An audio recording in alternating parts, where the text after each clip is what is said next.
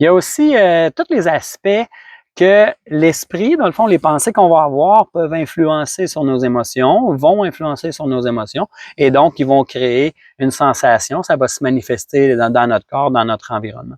On peut aussi utiliser la posture du corps, puis forcer le corps à influencer notre esprit, nos pensées. Ça veut dire qu'il y a des postures qu'on va avoir, qu'on va maintenir, qui vont automatiquement influencer nos émotions, puis ils vont influencer donc les pensées qu'on va avoir, l'état d'esprit dans lequel on va se tenir.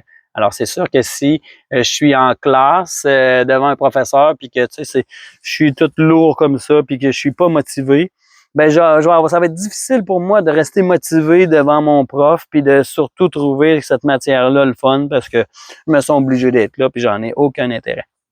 Par contre, si je relève mes yeux, puis que je suis concentré, puis que je me tiens une posture droite et tout ça, ben je vais comme dire avec mon corps, avec ma posture, je vais dire à mon esprit qu'il faut être là, il faut être concentré, et ça va m'aider à avoir des pensées, puis donc avoir un sentiment qui va être plus en ouverture par rapport à ce qui m'est présenté devant moi là, avec la classe, avec la matière, peu importe. Là. Si je suis un ado, puis que je suis à l'école ou je suis au cégep, puis que c'est pas facile, ben si je m'aide par la posture que je vais avoir, ça va clairement changer mon état d'esprit. Je vous invite à l'essayer.